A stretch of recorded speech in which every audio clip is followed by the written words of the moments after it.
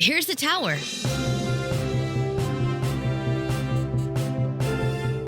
From Here's the Towers Election Center in Louisville, Kentucky, here's Scott Richer.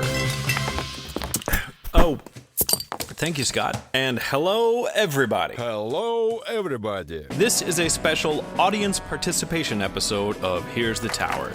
It's a game that you and all listeners can play, and it's called Fantasy Cabinet. Fantasy Cabinet. If you've ever filled in a March Madness basketball bracket, or bet on a horse race, you kind of already know how to play the game. But what would you say if I told you we were about to combine all the thrills of college basketball with the exciting world of executive branch politics?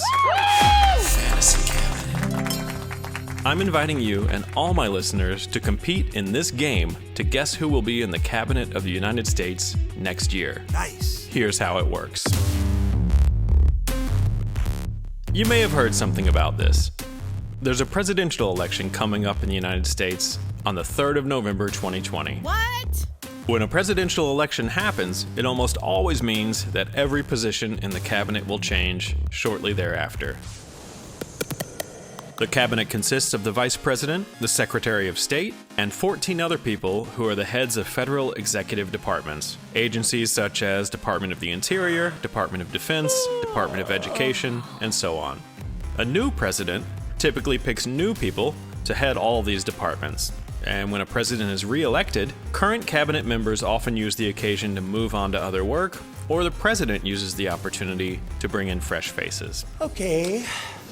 So in this case, you're competing to try and guess either who Joe Biden will nominate to cabinet positions, Corn Pop. or who will be in the cabinet in Donald Trump's second term.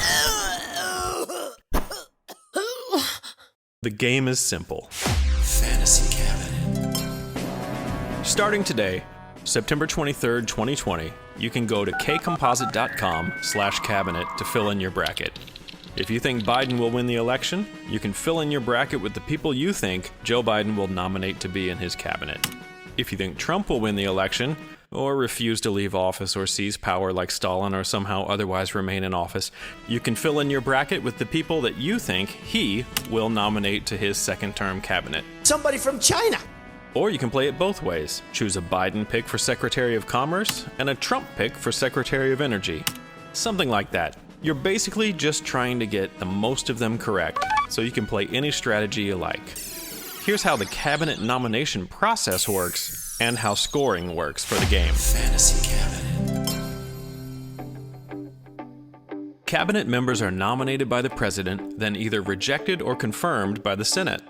If the Senate confirms their nomination, they're sworn into office and they start working.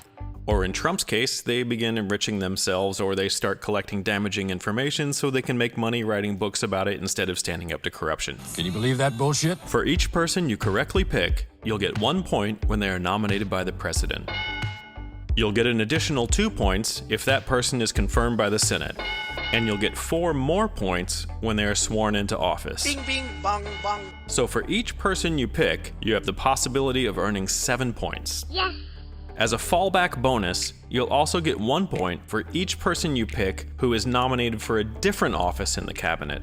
For example, if you pick Frank Davidson as Secretary of Labor, but he is actually nominated as Secretary of Commerce, you'll get 1 point for that, but not for any of the subsequent milestones.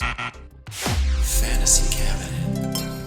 Fantasy Cabinet is a long, long game that will last into spring 2021. You need to submit your bracket before the election, but the final results won't be tabulated until the end of the president's first 100 days in office. We would expect that to be the 29th of April 2021, but since anything can happen lately, if Inauguration Day does not occur on the 20th of January, the first 100 days will end later. Obviously. And again, because anything can happen this year, as another bonus, the position of vice president is worth double points. Nice. That is, we presume Mike Pence or Kamala Harris will be the vice president next year, so most players will pick them for their brackets. However, if you think someone else will be vice president 100 days after inauguration because of some scandal, or illness, or resignation, or whatever, if you think someone else will be vice president 100 days after inauguration, and you're correct, you will collect a lot of extra points that maybe no one else will. If you're wrong and everyone else played it safe, you'll miss out on the regular points. Does all this make sense? You can see all these complete rules and fill in your bracket at kcomposite.com/cabinet.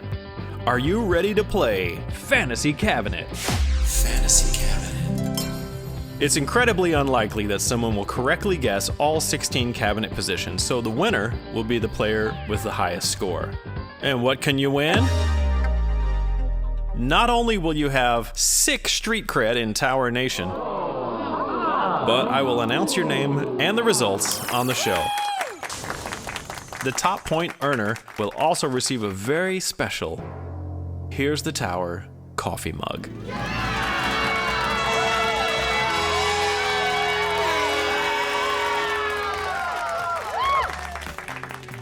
Submit your bracket before Election Day, November 3rd, 2020, which means all entries must be received on the website by 11:59 p.m. Eastern Time, Monday, the 2nd of November, 2020.